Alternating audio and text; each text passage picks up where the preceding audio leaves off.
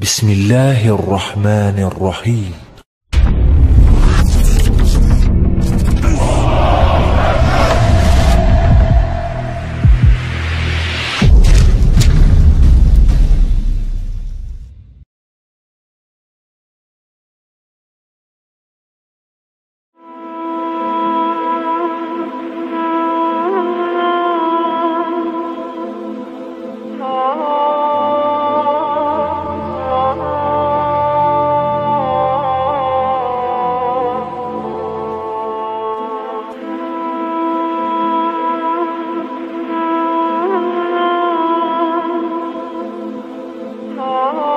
Bismillahirrahmanirrahim. Assalamualaikum warahmatullahi wabarakatuh. Pada kesempatan kali ini saya akan menyampaikan sejarah mengenai Kekaisaran Persia kuno atau disebut juga Kekaisaran Armenia Persia. Langsung saja kita masuk ke pembahasannya.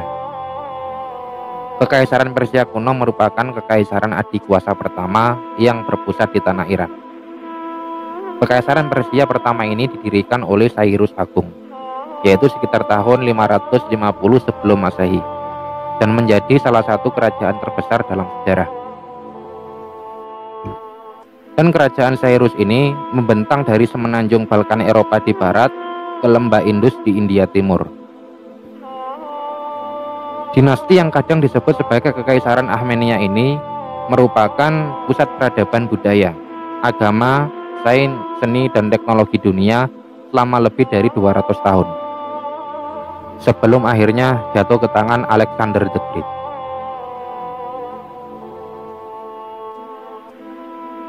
Selanjutnya kita akan membahas mengenai Cyrus yang merupakan pendiri Kekaisaran Persia. Cyrus merupakan salah satu dari raja terbesar abad kuno. Meskipun ia merupakan cucu dari Raja Mendes yang terkenal, yaitu Astyages, namun raja tersebut justru ingin membunuh cucunya tersebut. Plot pembunuhan sempat direncanakan ketika Cyrus lahir. Namun ia berhasil selamat setelah pengembala yang ditugaskan membunuhnya justru menyelamatkannya. Ia pun tumbuh di keluarga pengembala, sebelum akhirnya pada umur 10 tahun ia kembali ke orang tuanya yang asli, yaitu Putri Mandini dan Raja Persia Cambyses I. Tumbuh di keluarga yang selalu ditindas oleh kerajaan Mendes membuat Cyrus pun ikut membenci kakeknya.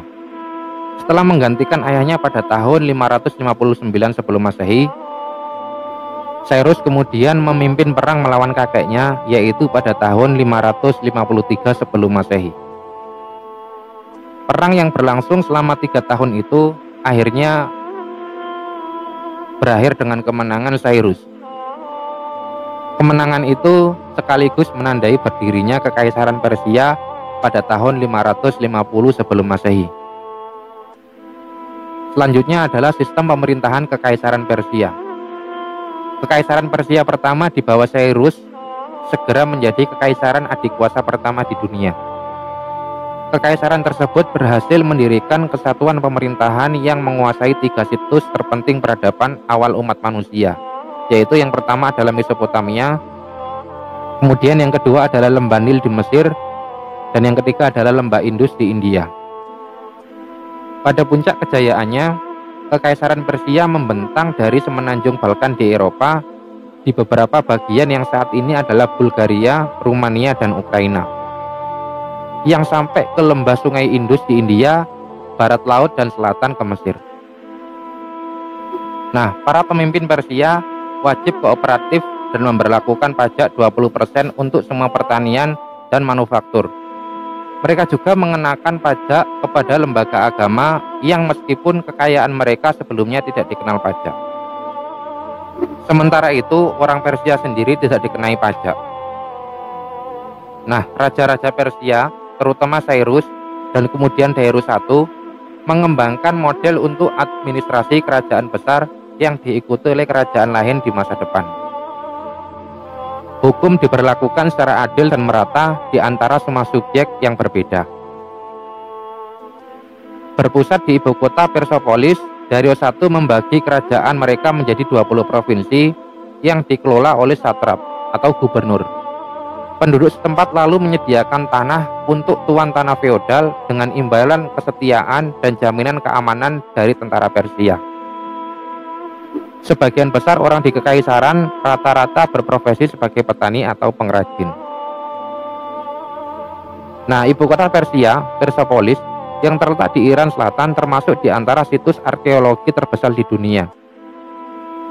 Istana Akhmenia Persepolis dibangun di atas teras yang sangat besar,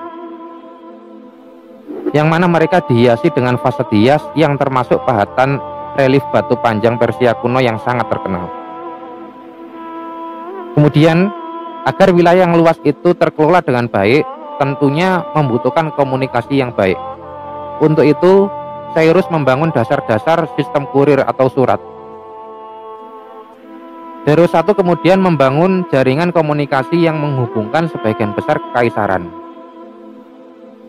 Jalan raya sepanjang 1.600 mil dibangun dari Sardis ke Susa yang merupakan salah satu ibu kota administratif. Di sepanjang jalan ini ada banyak tempat untuk penginapan, tempat para kurir kerajaan yang bisa mendapatkan kuda dan persediaan yang segar. Kemudian yang selanjutnya adalah budaya orang-orang Persia kuno. Persia kuno menciptakan seni dalam berbagai bentuk, termasuk adalah di situ logam, ukiran batu, tenun, dan arsitektur. Ketika kekaisaran Persia berkembang untuk mencakup pusat artistik peradaban awal lainnya, berbagai kebudayaan baru dibentuk dari pengaruh kebudayaan Persia. Seni Persia awal termasuk relief-relief batu besar yang diukir di tebing, seperti yang ditemukan di Nas-e-Rustam, sebuah kuburan kuno yang dipenuhi dengan makam Raja Akhmenia. Di tempat itu terdapat pula mural batu rumit yang menggambarkan adegan berkuda dan kemenangan pertempuran. Nah, bangsa Persia kuno juga dikenal karena logam mereka. Pada tahun 1870-an, penyelundup menemukan artefak emas dan perak di antara reruntuhan di dekat Sungai Oxus yang berada di Tajikistan, di mana artefak itu termasuk kereta emas kecil, koin, dan gelang yang dihiasi dengan motif griffon. Griffon adalah makhluk mistis dengan sayap dan kepala elang dan tubuh singa dan simbol dari Persia, Persepolis Persia. Kemudian yang selanjutnya yaitu agama Persia kuno. Banyak orang menganggap bahwa Persia sebagai sinonim dengan Islam. Meskipun Islam hanya menjadi agama dominan di Kekaisaran Persia setelah penaklukan Arab pada abad ke-7, Kekaisaran Persia pertama dibentuk oleh agama yang berbeda, yaitu Zoroastrianisme, atau yang disebut dengan Zoroaster. Nama agama itu berasal dari orang Persia, yaitu Zoroaster, yang juga dikenal sebagai Zarathustra. Zoroastrianisme bisa dibilang agama monoteistik pertama di dunia. Hingga saat ini agama tersebut masih dipraktekkan sebagai agama minoritas di beberapa bagian Iran dan India. Zoroaster yang kemungkinan hidup antara 1500 dan 500 sebelum Masehi mengajari pengikutnya untuk menyembah satu dewa, bukan banyak dewa seperti yang disembahkan oleh kelompok-kelompok Indo-Iran sebelumnya. Raja-raja Armenia adalah penganut Zoroastria yang taat. Menurut sebagian besar catatan, Cyrus adalah penguasa yang toleran yang mengizinkan rakyatnya berbicara bahasa mereka sendiri dan mempraktekkan agama mereka sendiri.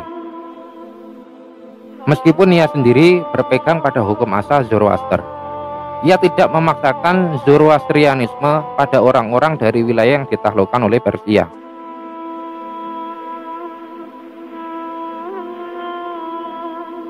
Kemudian penguasa berikutnya di Kekaisaran Armenia mengikuti model pendekatan Cyrus untuk urusan sosial dan agama, sehingga memungkinkan warga Persia yang beragama untuk terus mempraktekkan cara hidup mereka sendiri.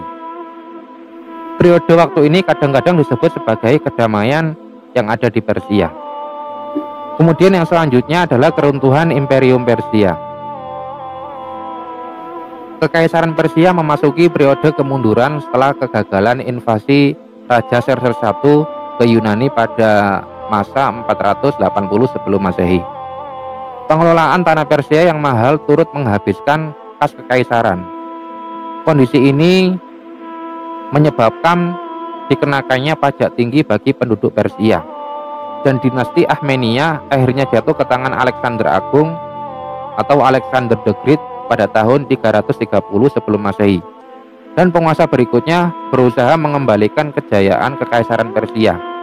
Namun, kekaisaran itu tidak pernah mencapai taraf kejayaan yang pernah dicapai oleh Cyrus maupun Darius I.